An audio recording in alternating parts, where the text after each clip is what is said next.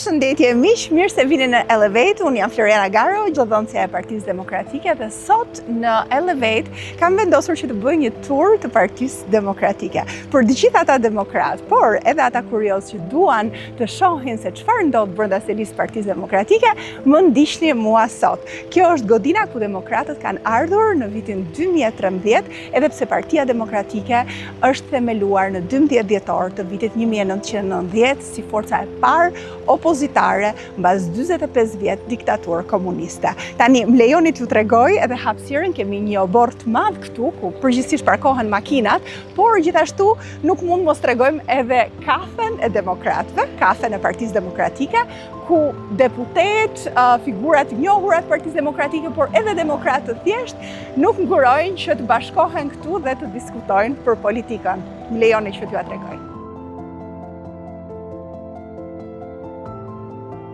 Teksa ngjisim shkallët e selisë Partisë Demokratike, këtu shohim në fakt të mblidhet dhe gazetarë. Përshëndetje Osman.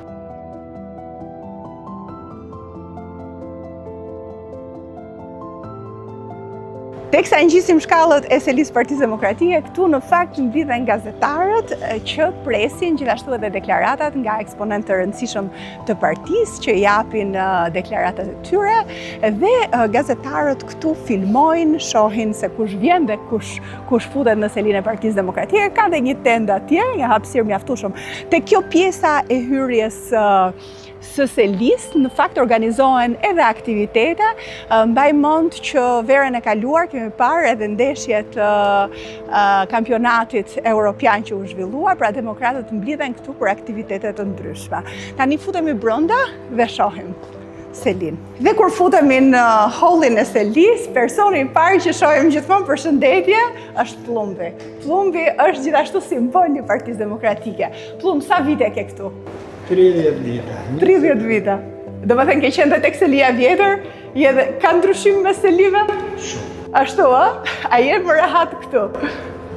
Jo, më rehat janë atë.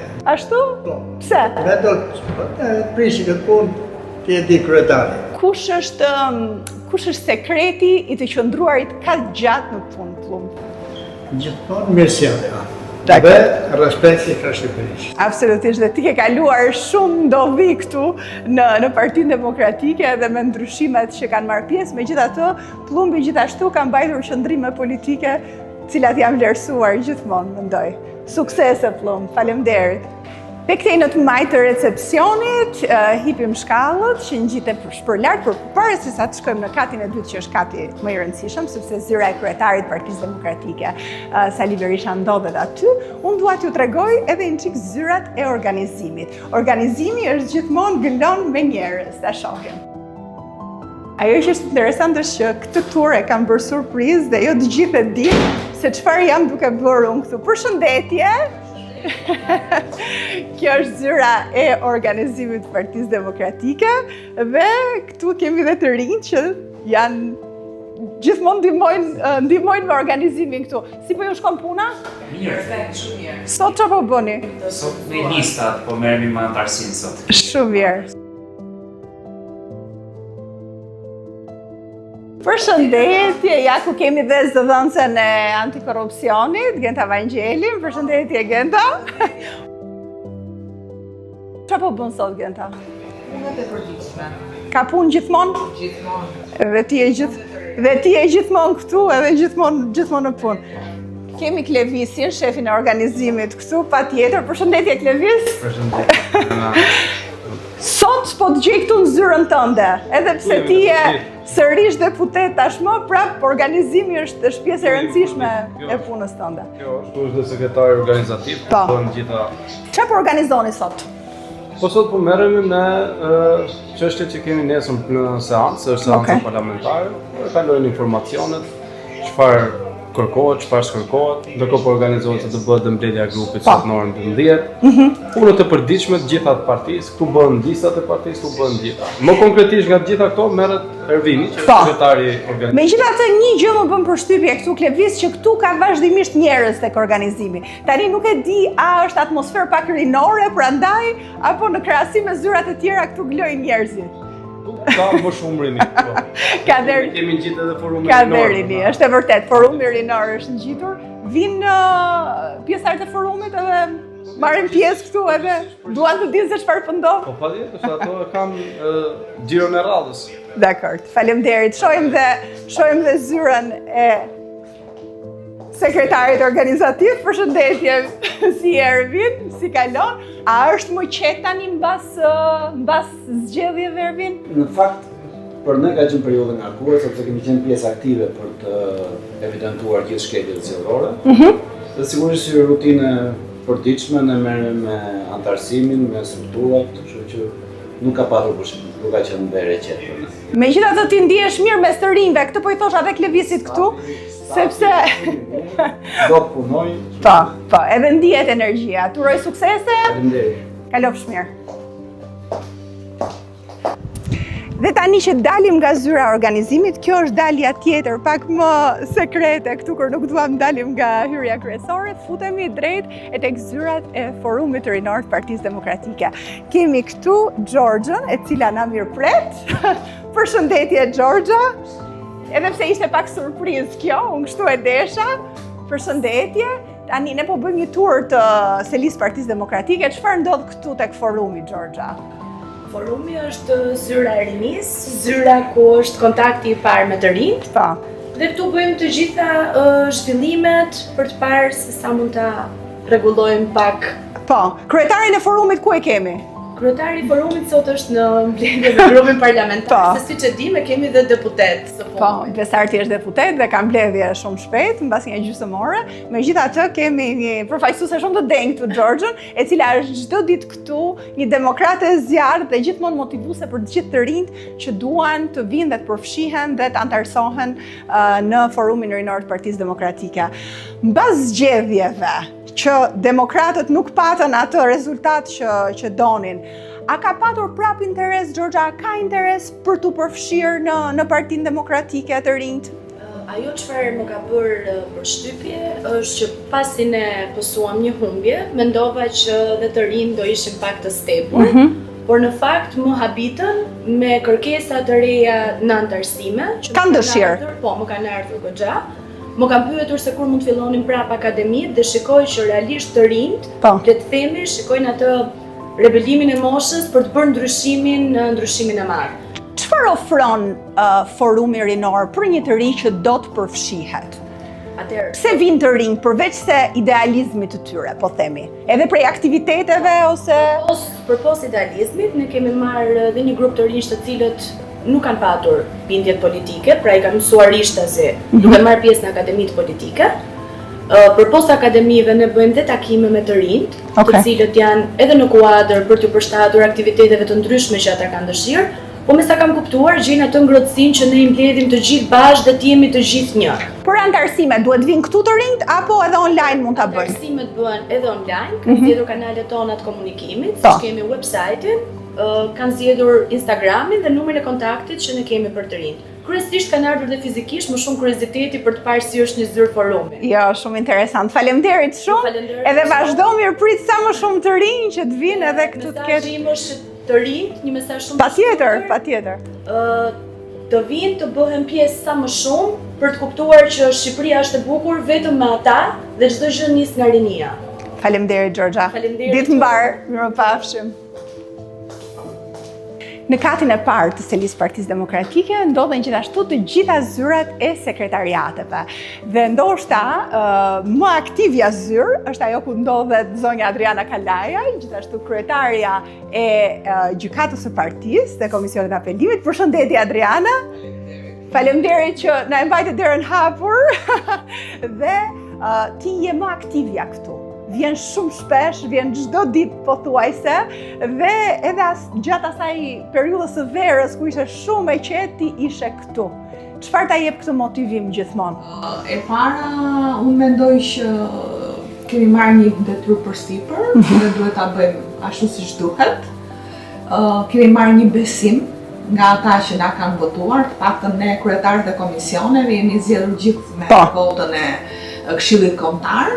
Dhe treta, ne si opozit kemi shumë punë për të bërë sepse vetëm kështu mund të arrijmë ndryshimin. Ti ke qenë gjithmonë e vërtet dhe edhe zhgënjimet, edhe mërzitjet tua nuk është se i ke fshehur, i ke shfaqur, e megjithatë gjithmonë ke gjetur forcën pastaj që të vazhdosh përpara. Mund na e tregosh kështu si sekret se kjo është motivuese? Unë nuk kam qef në fakt, qoftë në aktivitetin tim personal, po qoftë dhe në atë politik, nuk më pëlqen filtrat.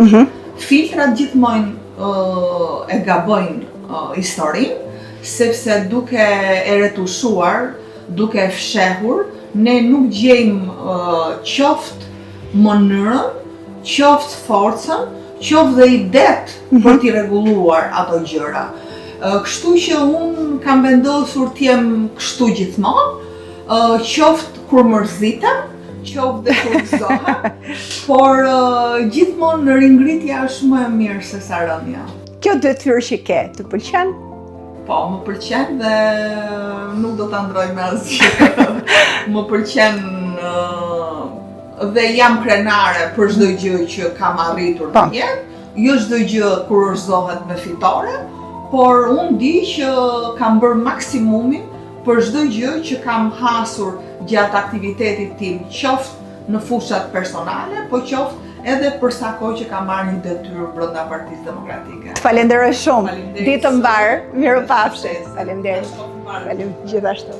Ne tani ngjitim këto shkallët për te kati i dytë i selisë së Partisë Demokratike, kati ndoshta më i rëndësishëm, me më shumë salla, zyra e kryetarit është këtu dhe kryetari Sali Berisha preferon gjithmonë që të mos marrë ascensori për të ngjisë këto shkallët këtu. Tani përpara se sa të shkojmë te zyra e kryetarit, unë do doja të vizitonim një nga zyrat e rëndësishme të Partisë Demokratike, pikërisht zyra e drejtorit të komunikimit Alfred Lela. Alfred Lela është dhe mik i imi gjithashtu, nuk e di apo po na pret apo s'po na pret, apo thjesht është kështu spontane. Përshëndetje Alfred. Si je? Për çfarë vjen tek ti, Alfred? Po kjo është një zyrat vazhdimisht në kërkim të një ide.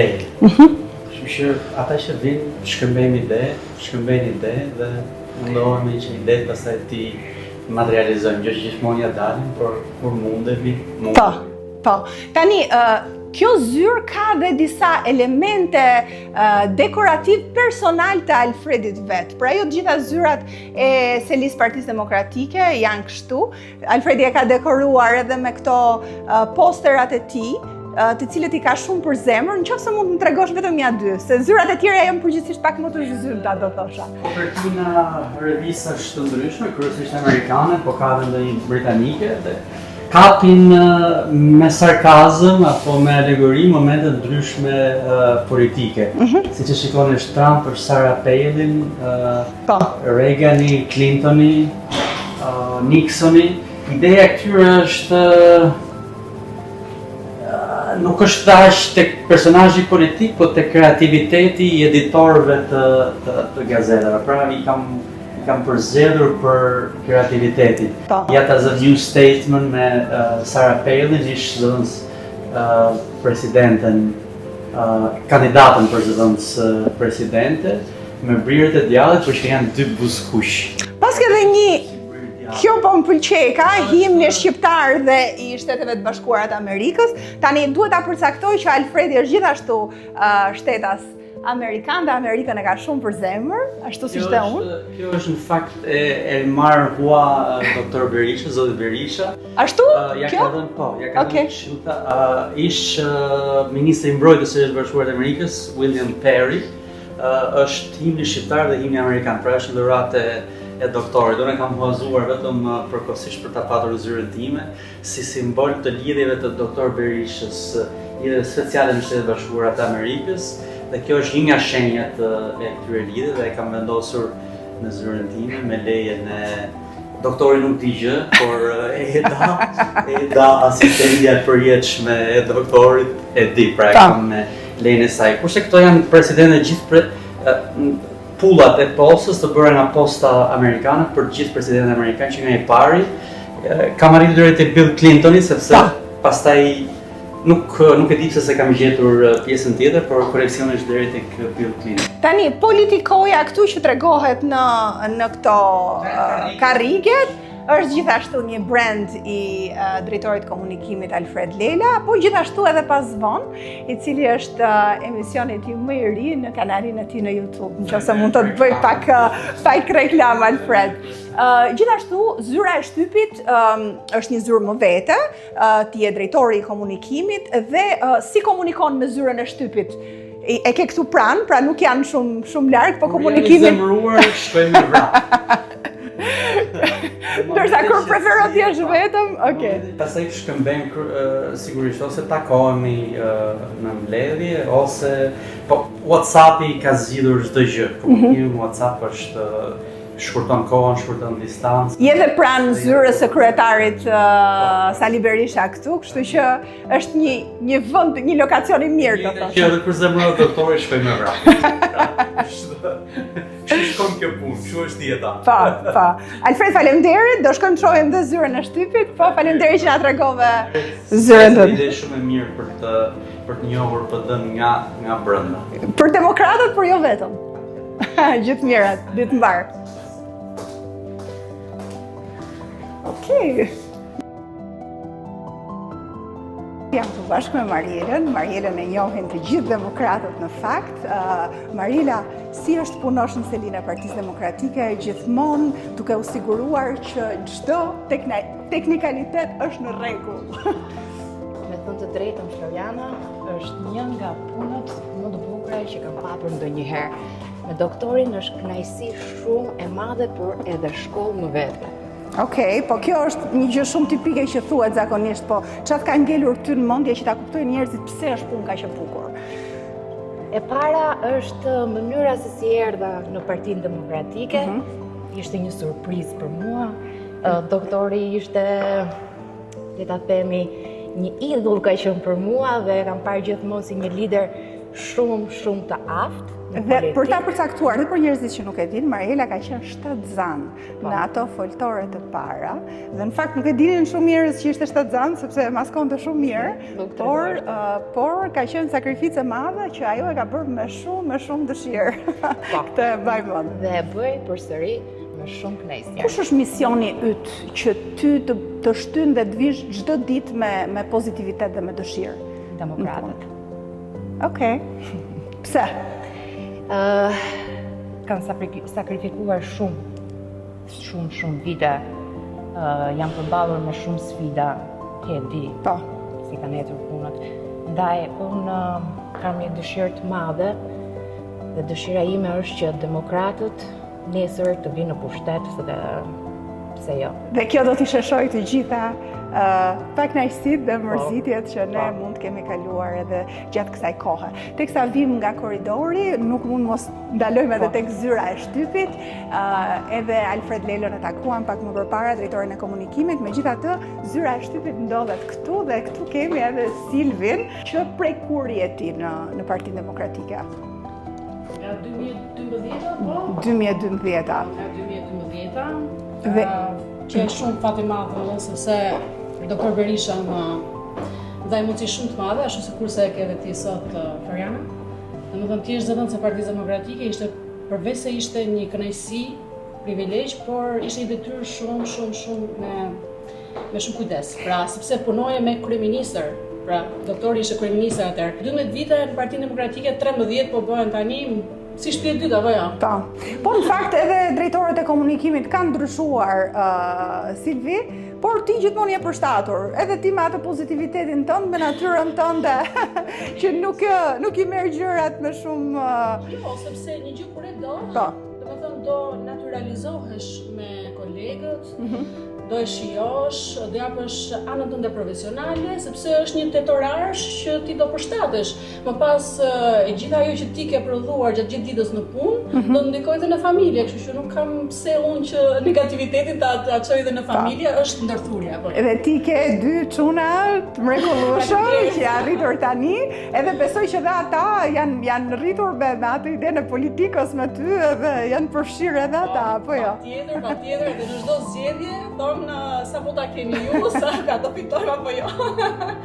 Por gjithsesi, neve të gjithë ne si ekip jemi shumë përkushtuar, pra jemi gjithë bashkë, edhe ti atë me Marielën, me të gjithë, jemi ekip shumë i mirë, profesional. Dhe ka pozitivitet, pra këtë besoj që edhe të shikuesit këtë do vënë në re, që ka bashkëpunim dhe pozitivitet, se pale se çfarë mund të mendohet se si shkon një staf, por në fakt ne shkon shumë mirë. Patjetër që po, sepse nuk kemi pse të ndodhë ndryshe. Në këtë situatë që jemi, pra Partia Demokratike po kalon sfida, megjithatë ne jemi këtu dhe duket në praktik që ne do të vazhdojmë të jemi, apo jo? Patjetër. Suksese. Patjetër, suksese Silvi, faleminderit. Dhe pranë zyrës shtypit dhe pranë sallave të tjera të rëndësishme të Partisë Demokratike, nuk mund mos ndalojmë këtu edhe tek Donaldi, që është fotografi zyrtar i Partisë Demokratike. Donald, përshëndetje. Çfarë je duke bërë? Po për momentin jam duke hedhur një sy fotove që sapo bëra tek parlamenti. Tani unë duhet ta them që Donaldi pavarësisht se bën fotot e një partie politike dhe fotot e kryetarit Berisha, prap ka një sens artistik shumë të zhvilluar dhe mendoj që përtej fotove politike dhe zyrtare ti bën edhe ato fotot e tjera që të gjithë ti duam shumë edhe të gjithë duan të jemi pjesë. Si i mban të dyja? Po, duhet me pas një sens për të bukurën. Po. E cila mandej nëse e ke të shërben edhe për fotot e partisë dhe për fotot e njerëzve për me nxjerr sa më mirë të mund. Faleminderit Donald. Punë mbar. Tani ky është holli i katit të dytë të selisë Partisë Demokratike, atje në fund, në krahun e majt është zyra e kryetarit, ndërkohë që unë dola nga zyra e drejtorit të komunikimit, vazhdojnë zyrat e nënkryetarëve të Partisë Demokratike. Këtu jemi në hallin e deklaratave, ose hallin Gramoz Pashko, një prej themeluesve të Partisë Demokratike.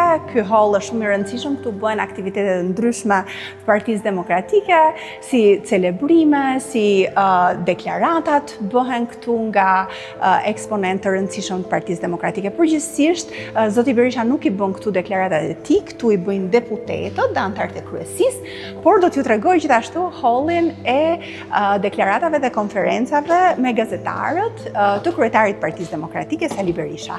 Këtu vim në sallën Azem Hajdari, kjo është një sallë që ju mund ta njihni përmes pamjeve që keni parë edhe në për lajme ose emisione të ndryshme.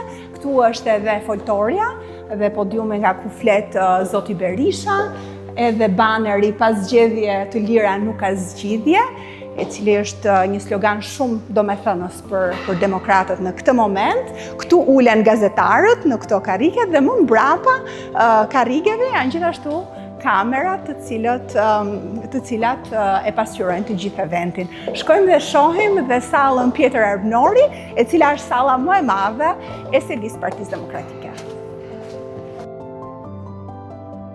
Këtu vim në sallën Pjetër Arbnori, e cila është salla ku bëhen mbledhjet e kryesisë, mbledhjet e grupit parlamentar. Tani kemi mbledhjet e grupit parlamentar së shpejti dhe e shohim që edhe deputetja e Durrësit Manjola Luku ka ardhur këtu. Ishte Belindi me Ina Zhupën çik më përpara që dolën nga dalja tjetër, por kjo është salla më e madhe ku shumë shpejt do të ketë një mbledhje dhe prandaj edhe kamerat kanë filluar që të bëjnë setupin e tyre.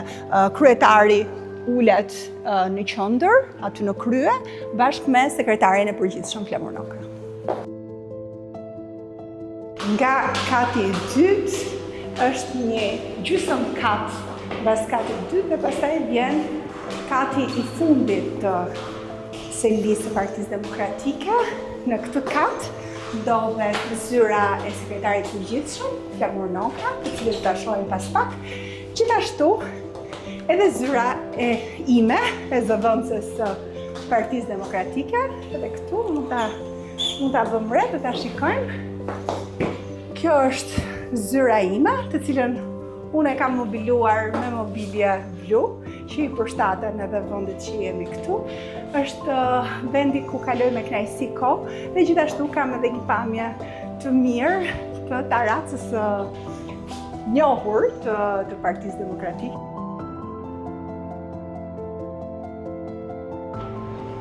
Këtu dalim tek taraca e selisë së Partisë Demokratike. Kjo është një taracë shumë e bollshme, që fatkeqësisht ne nuk kemi arritur ta përdorim për aktivitete të ndryshme dhe pse kemi dashur, por me sa di unë struktura nuk e lejon që të mbaj pesha shumë të rënda, prandaj nuk mund të jetë shumë një organizim i madh këtu, edhe pse do të ishte mirë. Pamja është shumë e bukur, shihet edhe xhamia e re e Tiranës, e gjithashtu edhe kulla dhe godinat kryesore. Është kënaqësi gjithashtu kur mblidhemi ndonjëherë përpara se sa të fillojmë tubimet ose protestat tona dhe demokratët mblidhen këtu në borrin e selisë, teksa ne mund edhe t'i shikojmë pa filluar. Këto janë momente emocionuse që unë mund t'i ndaj nga eksperienca ime. Po përveç kësaj, kjo taracë nuk shfrytëzohet ashtu siç duhet dhe shpresoj që ta ndryshojmë këtë. Tani futemi brenda nga dalja tjetër për të parë edhe zyrën e sekretarit përgjithshëm të Partisë Demokratike. Tani këtu futemi në një nga zyrat shumë të rëndësishme të Partisë Demokratike, është zyra e sekretarit përgjithshëm. Këtu është para dhoma, një zyrë e madhe dhe me shumë hapësirë. Përshëndetje, Keti. Këtu në fakt rrinë dhe presin. Ne kemi gjetur një moment që nuk ka njerëz, por këtu ka gjithmonë plot me njerëz që presin të futen tek sekretari i përgjithshëm. Nëse mundesh ta lajmërosh që të futemi dhe ta shohim zyrën e tij.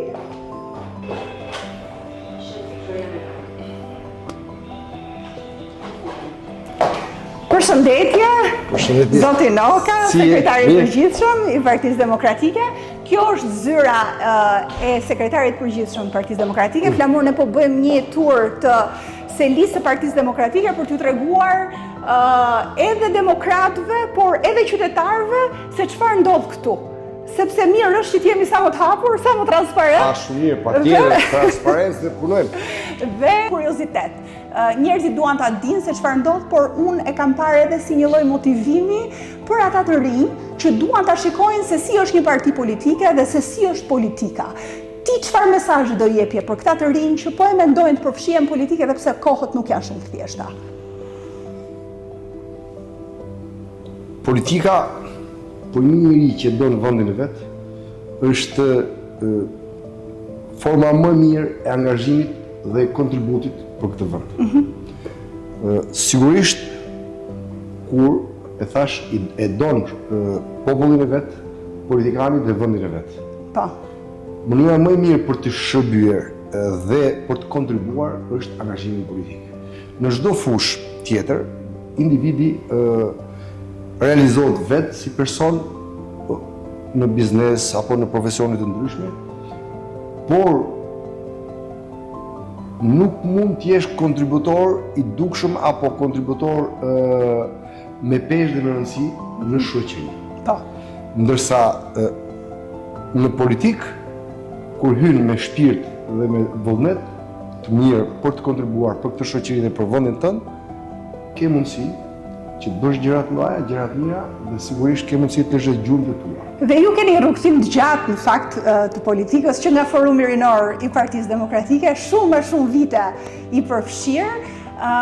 Ka qenë ajo që ke pritur në vite apo ka marrë një drejtim tjetër? Shiko, kur kemi nisë fillimet tona, unë kam qenë student. Sepse i përkas asaj gjeneratet studentëve të nëntëdhjetës, peripecit e asaj kohë,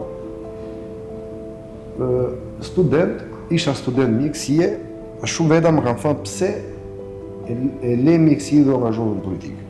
Pikërisht për këtë arsye. E shikoja vendin tim që po kalonte situata të vështira. Dhe gjithmonë doja të isha pjesë e një kontributi madhor në këtë shoqëri. Për ta ndryshuar, për ta zhvilluar këtë vend. Atko ne kishim Shqipëria si gjithë Europa kishim paruar në gjithë gjenerata jonë, këtë kishte ëndrrën europiane të lirisë dhe të demokracisë. Kontribuam pafund në këtë drejtim. Je krenar? për këtë kontribut? Çfarë ka bërë kjo forcë politike dhe ne që kemi qenë antarë të kësaj force politike, absolutisht jam krenar. Pse?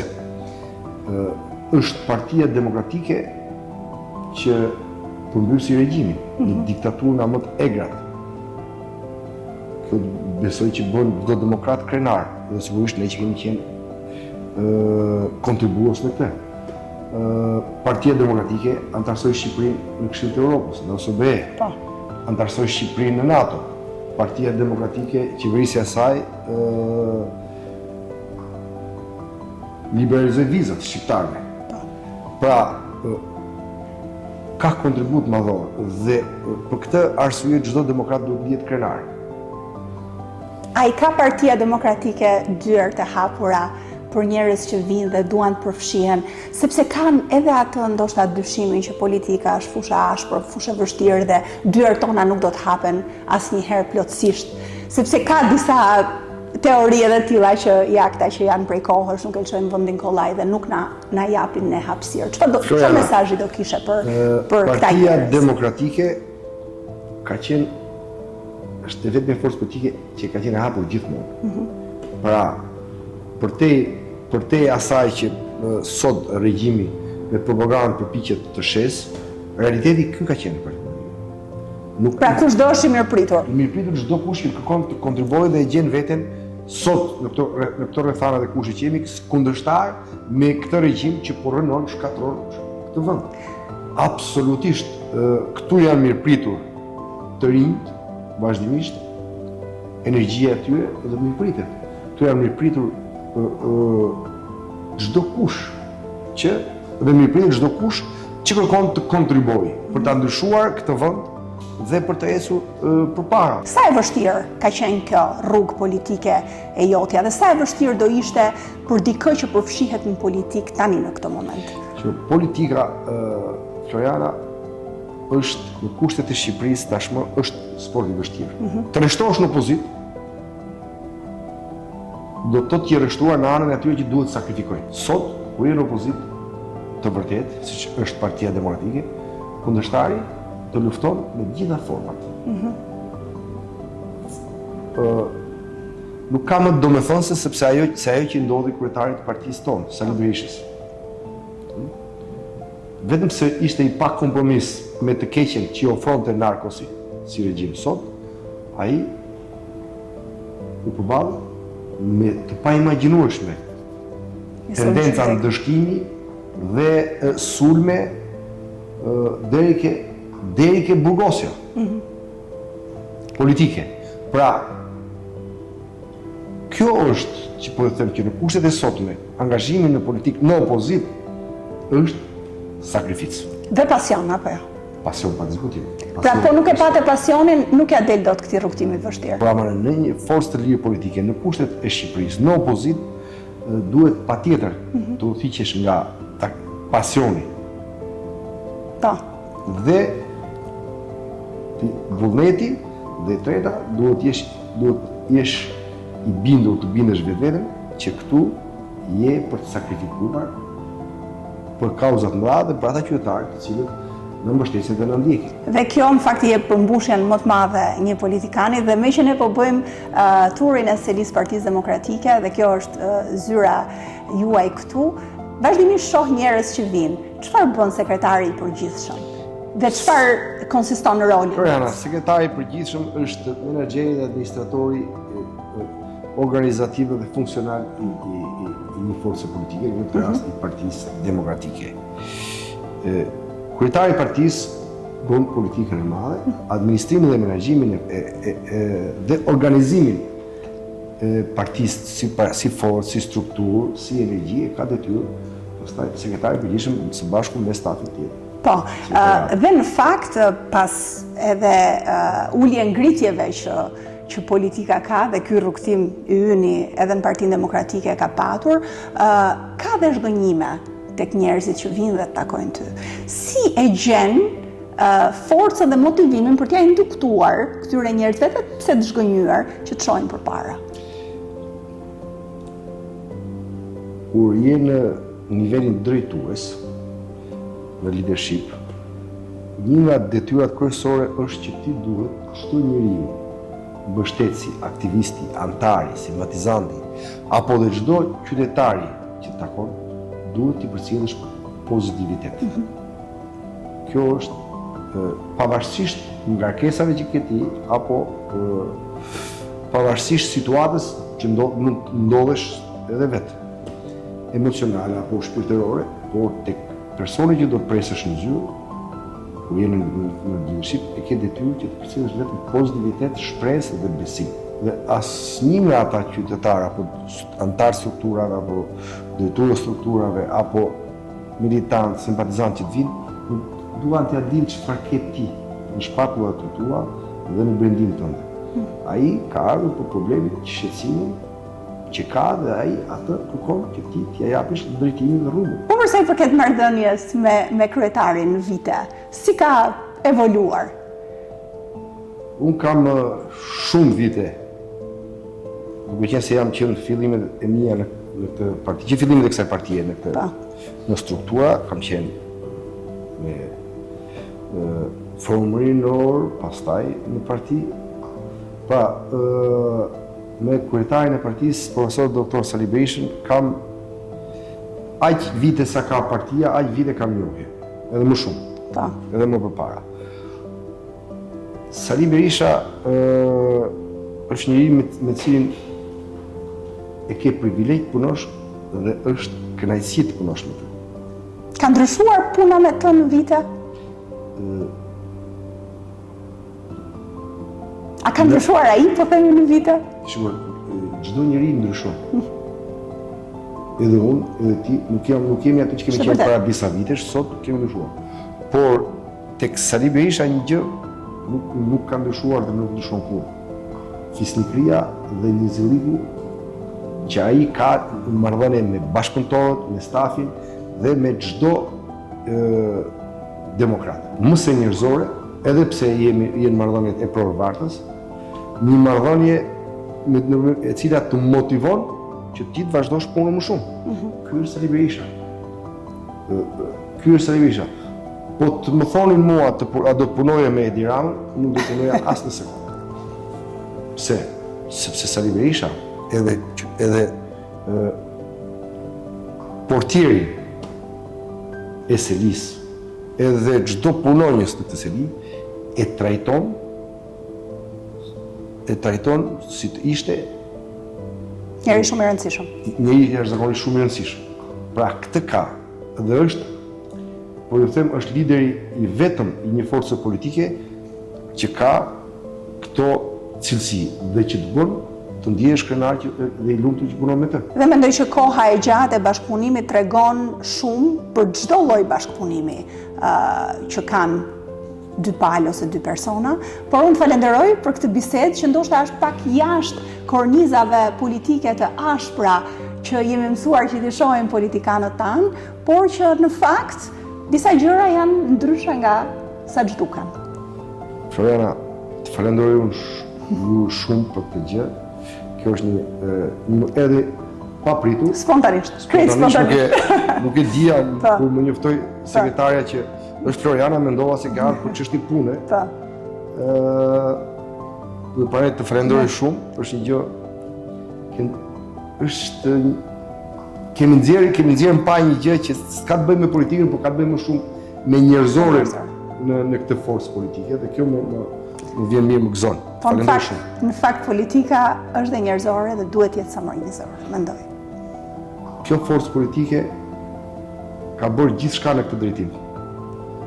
Që të përcjellë edhe në pushtet ku ka qenë aspektin njerëzor të politikës dhe të pushtetit.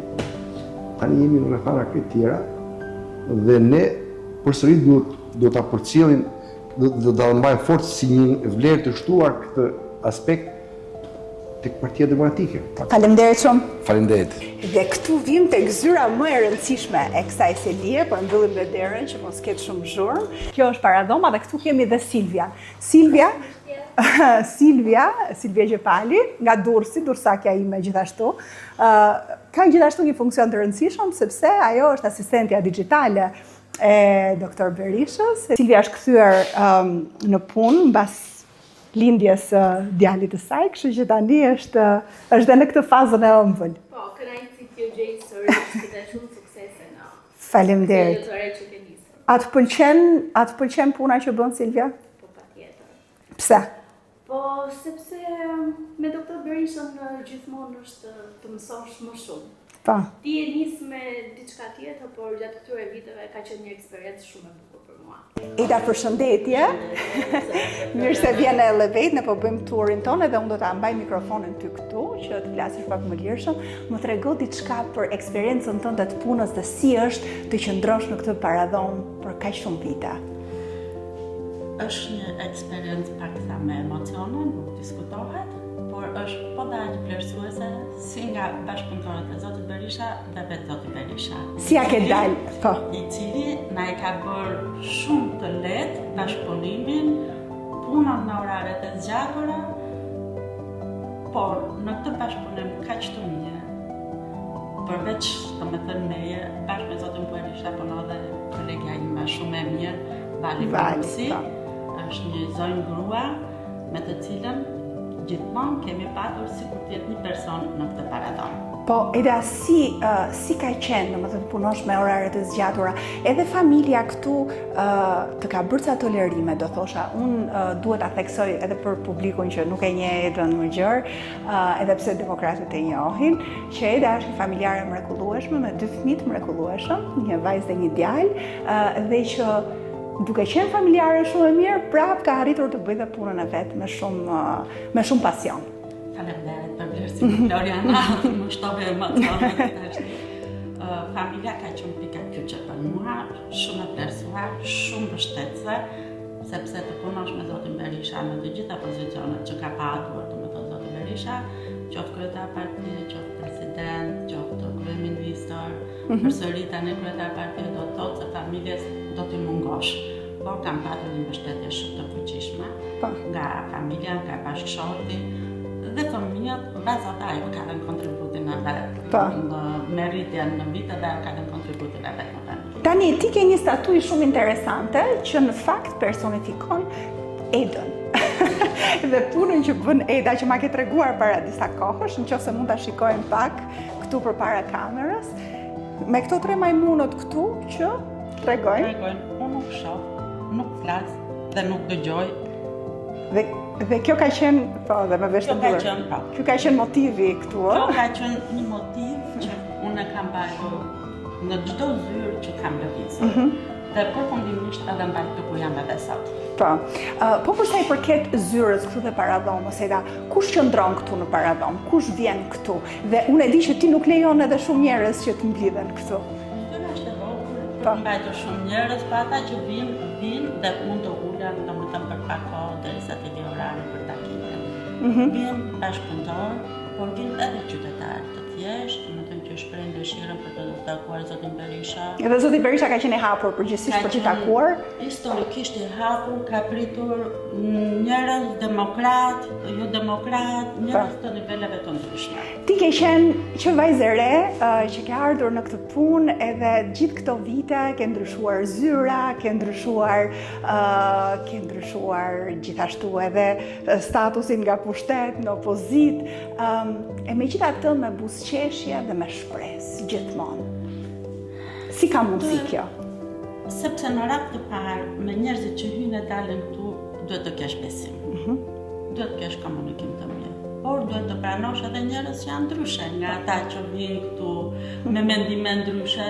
Kjo ka bërë diçka më të lehtë, domethënë edhe mbarvajtjen e punës, edhe mbarvajtjen me gjithë stafin dhe pjesëtarët e tjerë që vinë këtu.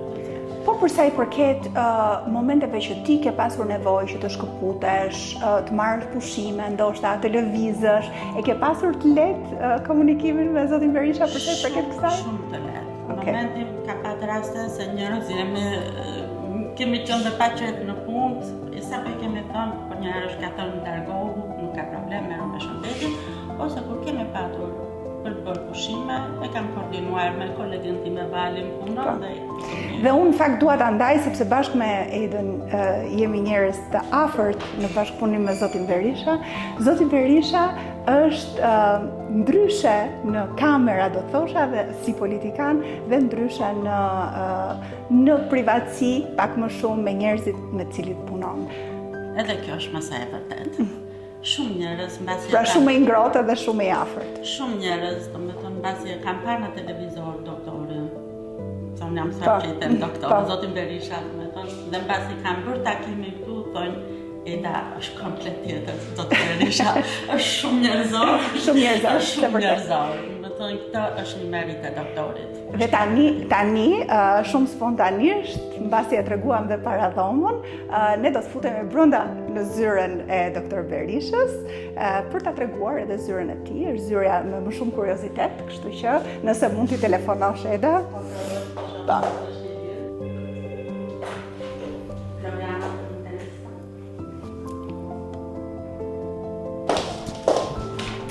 Futemi tani tek zyra më e rëndësishme e selisë Partisë Demokratike, te doktor Berisha.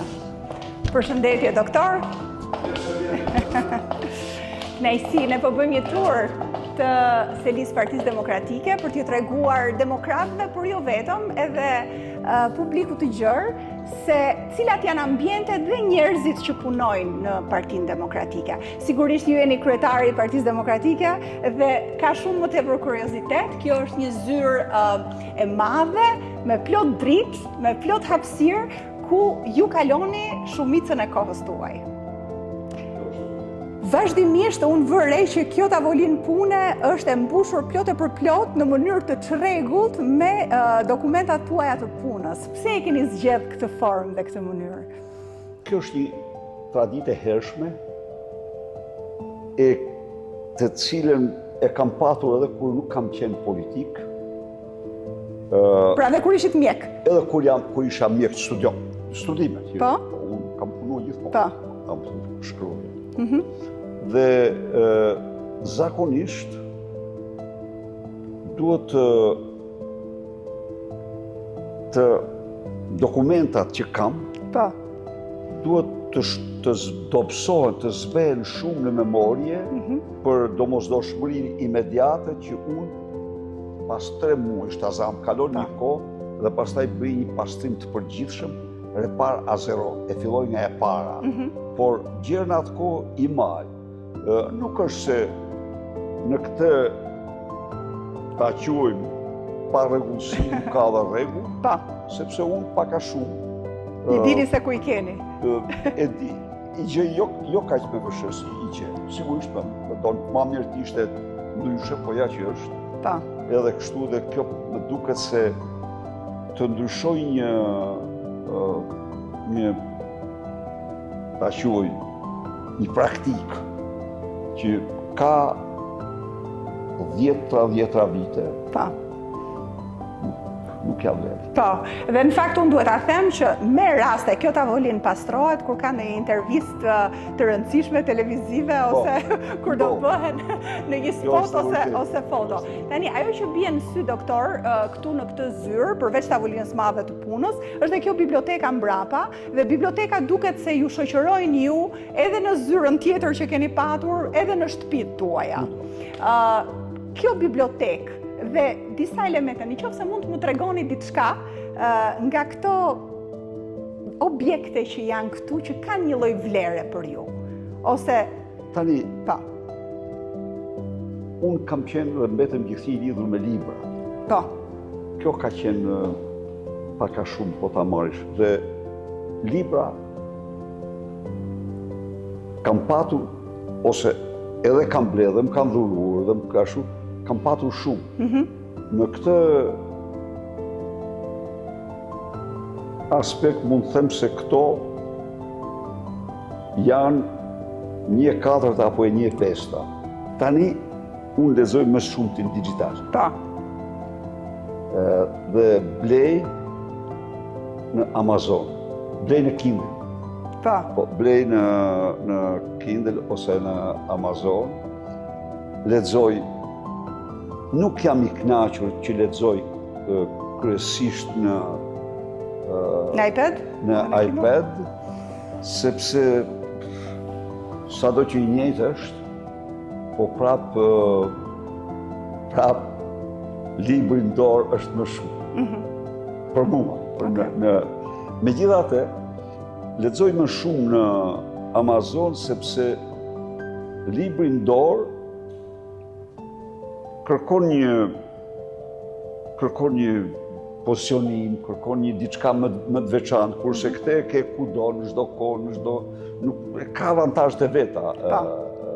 Ka avantazhet e veta. Ky është këndi ku zoti Berisha punon edhe mirëpret njerëz për takime më të shkurtra, po për takime pak më të gjata, ulemi tek ky këndi këtu dhe në fakt këtu janë ulur që nga personalitetet më të njohura shqiptare dhe ndërkombëtare, por gjithashtu edhe demokratë të rinj, edhe student, edhe njerëz që zoti Berisha i mirëpret me shumë kënaqësi. Pra këtu nuk është se ka një filtr për njerëzit që vinë dhe ju takojnë, doktor, apo jo? E hapur, zyra ime është e hapur. Ju jeni të hapur. Pa diskutim dhe përpiqem të pres sa të më. Po, është një zyrë e arreduar thjesht, do thosha, ka dhe një tavolinë të madhe këtu për takime. Po janë më shumë. Për takime pune, jemi këtu tek tavolina me karriget. Megjithatë, momentet bukura në këtë zyrë, unë mbaj mend gjithashtu edhe celebrimet që kemi bërë me gazetarët, që mbulojnë Partinë Demokratike dhe konferencat e kryetarit, që kemi festuar ndrimin e viteve ose atë atmosferën festive. Po, doktor, kjo zyrë për ju, gjithashtu nënkupton që ju është ambienti ku ju kaloni në fakt më shumë kohë. Ju e pëlqeni që të qëndroni në zyrë, doktori edhe gjatë fundjavave është këtu përgjithsisht edhe është në kontakt me demokratët, por edhe me publikun përmes ekranit. Punoj. Kohën që punoj, në zyrë punoj. Unë jam e bindur që edhe në shtëpi kur jeni duke lexuar ose duke punuar në ndonjë kënd. Ajo nuk ka diskutim, një lloj si këtu dhe në shtëpi. Po. Ja, unë ditën e kaloj përpiqem të punoj sa mund, materiale të shkruaj probleme, lexoj, shkruaj. Unë kam një, do të thënë, në tërësi, gjërat i shkruaj.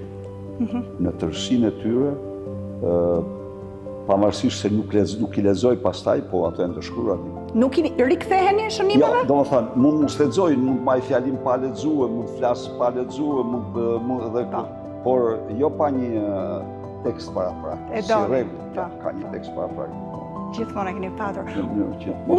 Në fakt, në këtë turë të selisë Partisë Demokratike, unë dala edhe tek sekretari i përgjithshëm, zoti Noka, dhe pyeta atë edhe për sa i përket një lloj shpresë dhe motivimi, edhe për ata të rinj që do ta shohin këtë emision dhe këtë turë sot.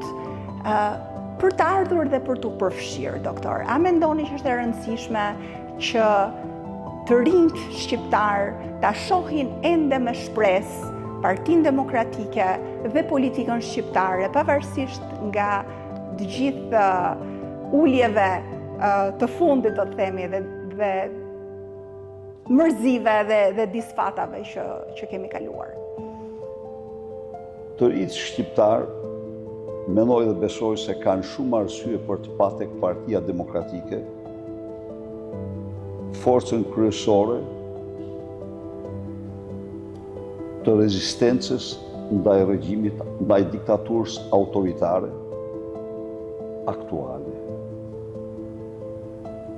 e cila në dallim nga diktaturat totalitare e pranon pluralizmin, por e shtyp pluralizmin, e cila një lloj si në diktaturat totalitare, të gjithë pushtetin e ka të përqendruar në duart e një njeriu, e cila në dallim nga diktaturat totalitare ka një komunikim intensiv dhe maskon karakterin e saj autoritar, e cila zgjedhjet i ka në fars dhe liritë dhe drejtat e njeriut nuk i ka në agjendë, përkundazi i shtyp Diktaturat autoritare, me shtrimin e zgjedhjeve në farsë elektorale, nuk ka shans që të largohen me votë. Ato largohen me protesta të fuqishme. Ato largohen kur qytetarët vendosin të marrë me dorë fatën e tyre. Diktaturat autoritare kanë një lobim të fuqishëm ndërkombëtar. Por, me një punë intensive, opozita, shoqëria civile, media, me një komunikim intensiv me faktorin ndërkombëtar, arrin në mënyrë të pashmangshme, jo të menjëhershme, të zhveshin totalisht para shqiptarëve dhe botës këtë regjimin autoritar. Pra ju po thoni se ka shpresë dhe se njerëzit duhet ta gjejnë brenda vetes këtë. Po rasti i Erion Velis. Po. Është një rast, nuk ka rast më damkosës dhe ftoj çdo të ri ta studiojë. Erion Velia, një vit më parë, ishte superstari i regjimit. Jo star, superstar. Ishte njeriu më i preferuar, edhe për disa të huaj. Ishte galanti që nuk njifte asnjë lloj kufirin pushtetit e tij në Tiranë. Çfarë nxori qendrimi i opozitës e gozhdoi atë. Sigurisht Edi Rama, ai kishte filluar të bëjë problem për Edi Ramën se për shkak të rivalitetit. Imagjino që ata këshilltarë që dje recitonin, marrin ligjërata kundër Erion Velis dhe për ekzekutimin e tij politik pa e ndëgjuar. Pa e ndëgjuar. Se ajo që ndodhi është ekzekutim politik i tij. Para pak muajsh, ata kacavirëshin në drejtare të ndërtesës së gjykatës dhe skapit, në mbrojtje të Erion Velis dhe në sulme brutale ndaj prokurorëve dhe gjykatësve që i arrestuan. Për trit, për demokratët, për opozitën, kanë përpara një masë larg, pa karakter, pa moral, dhe që nuk duhet përtojnë. Nuk duhet fare, por duhet sa më parë përballen me ta. Dhe ju do të vazhdoni rrugtimin tuaj në udhëheqjet kësaj përballje, doktor? Unë jam në një mision. Nuk është çështje pushteti. Kjo është çështje shpëtimit të Shqipërisë nga një regjim autokratik. A duhet shpresojmë të rinjt dhe shqiptarët që kjo është ende e mundshme edhe me këtë moral disi të rënd? Nuk mund të sado të forta të duket. Kujto se komunistët e Nepalit, është parti komuniste ajo, por edhe ajo pranonte pluralizmin. Nuk ishte totalitare. Jo, diktatura autoritare. Ata dukeshin të hekur. Po, u provon një kalpsirë siç janë të gjitha diktaturat. Dhe këtu kemi të bëjmë me një kalpsirë që është vërtetë. Dhe shpresa sigurisht që edhe këtu ekziston. Faleminderit shumë, doktor. Falenderoj. Ditë mbar sot. Ju pafshim. Ju pafshim.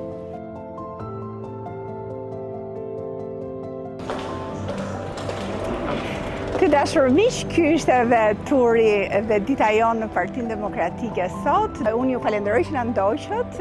Më vjen keq që ndoshta nuk kam treguar çdo zyrë që do dëshiroja edhe çdo person të administratës me cilën punojmë këtu dhe realisht shkojmë shumë mirë si Etioni, Gjoni, Çimi, Erisoni, të gjithë këta që mbështesin një mbarvajtje të mirë të punës në Partinë Demokratike.